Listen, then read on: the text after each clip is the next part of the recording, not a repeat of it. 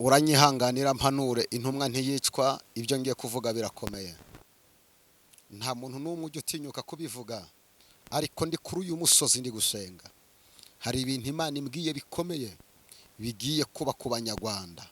Nshuti yanjye, iyaba waruze ubwenge ibi bintu wakabyumvishe. Ndabizi ushobora kubipinga, ariko nkugiriye inama ntiwagapinze ubu buhanuzi. Ndi hano kuri uyu musozi ndimo ndasenga. Ahantu ndi ahantu hatuje, ndimo ndavugana n'Imana amagambo akomeye. Nyemerera mbanze ngusengere wowe ugiye kumva iyi message, kugira ngo ibigiye kuba uzabone maso.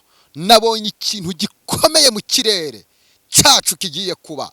Hori kalabo shatalabos. Nyemerera mbanze ngusengere. Ndagusengeye imbabazi z'Imana zikubeho. Imana igukize ibyago. Imana igukize intambara n'amadeni. Imana igukize ubuzima bwo gupfundikanya. Imana igukure mu buzima bw'uruzerero. Imana iguhereze gakondo yawe. Abagutukana bagusuzugura, abavuga ngo Imana usenga yakumariye iki, ndagusengeye none aha mu izina rya Yesu Kristo. Imana igukure muri ubwo buzima bushaririye, ubuzima bwo gupfundikanya budafite formire. None aha ndagusengeye inyatsi baguteje ituma ukora ntugera aho ugera. Uwo mudayimoni ugendana nawe wo kuvunikira ubusa, ibintu byose ugerageza gukora bikanga, mu izina rya Yesu Kristo ndasenya umwuka bashize mu muryango wawe utuma mudahuza, utuma mudasenyera ku mugozi umwe. Ndasengera wowe bavuze kuzapfa utubatse, kuzahora mu buzima bw'ubuzerero. Umugabo wese mugerageje kubana murashwana, n'urugo rwawe rufite intambara. Ndasengera urugo rwawe rugira amahoro. Ndasengera abana bawe bagira ubwenge. Ndasengera igihugu cy'u Rwanda mu izina rya Yesu Kristo.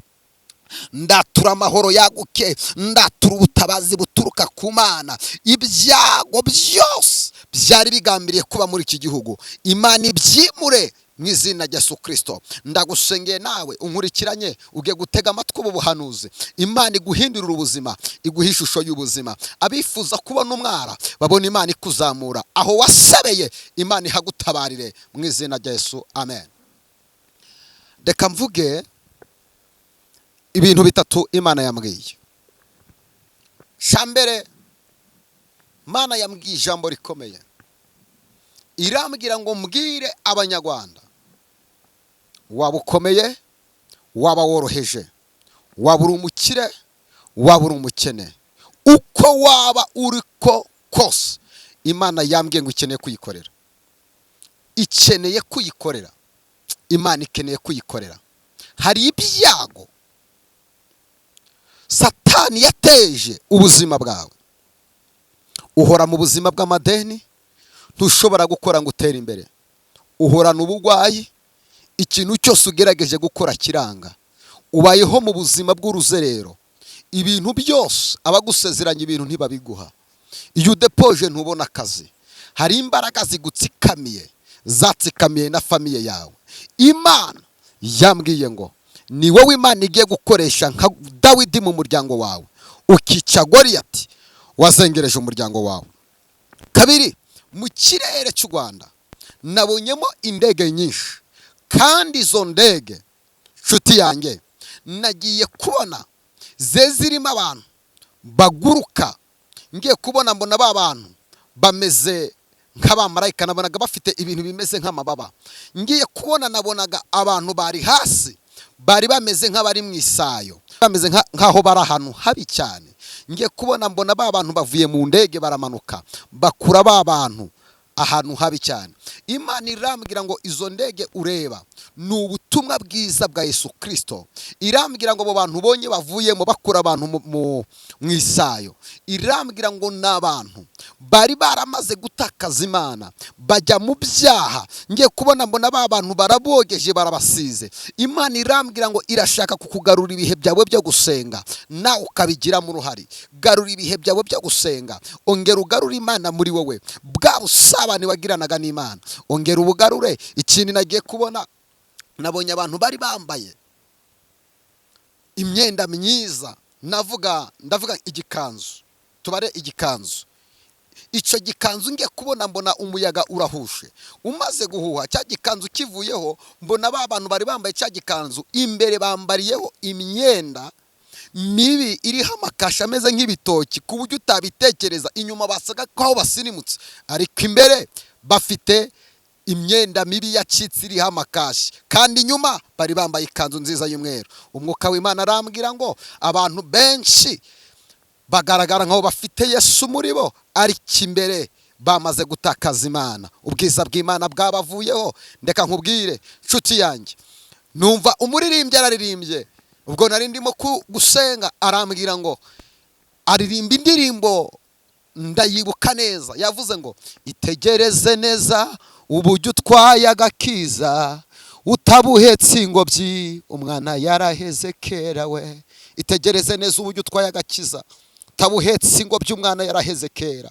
Tegereze neza kugisenga, itegereze neza kukivugana n'Imana, tegereze neza ko ubusabane bwawe bukiriho, utabuhetse ingobyi, umwana yaraheze kera. Aho ntiwaba uvuga ngo ufite amasezerano kumva amasezerano atariho, aho ntiwaba uvuga ngo urasenga kandi Yesu waramutakaje muri wewe. Imana iravuze ngo itegereze neza uburyo uhetse ingobyi, anole sadike dry, utabuhetse ingobyi, umwana yaraheze kera.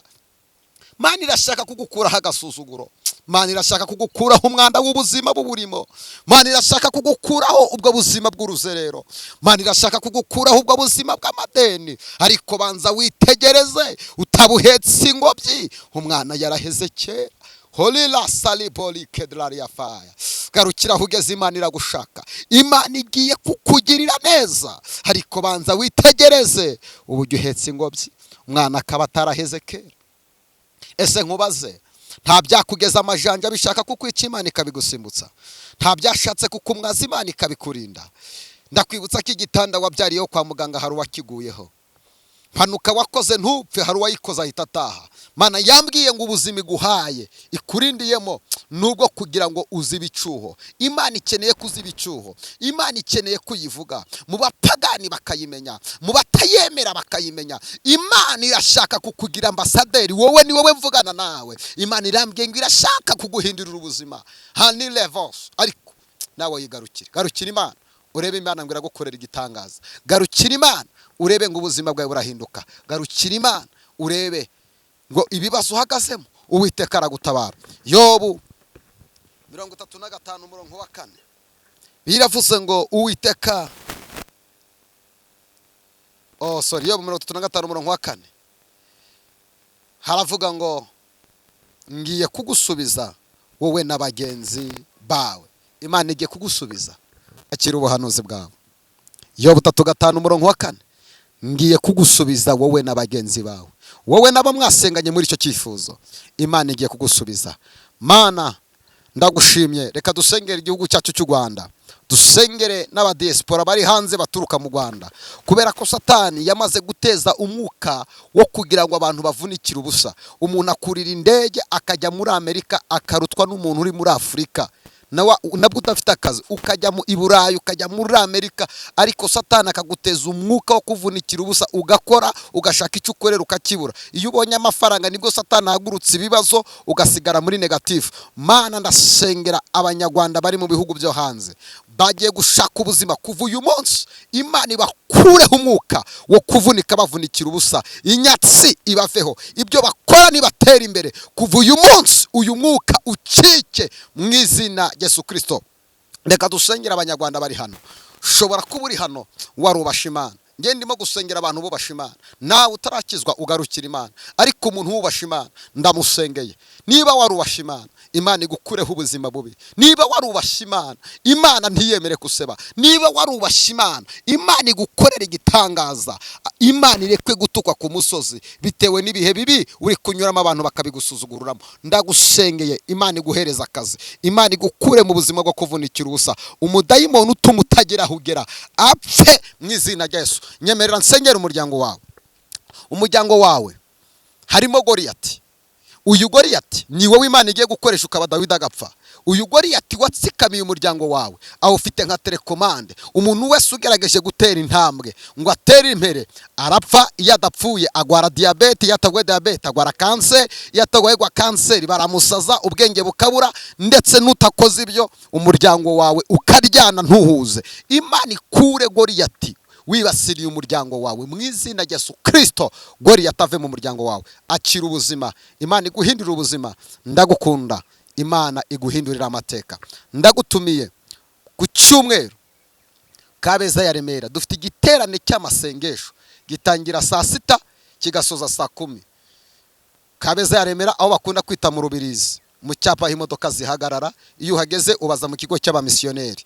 Tuba turimo guhera saa 6 mu giterane cy'amasengesho cyuzuye imbaraga z'Imana. Ngwino dusengana Imana mu izina rya Yesu, amateka yawe azahinduka. Wowe Imana yavuganye nawe ikubwira ko izakugira neza.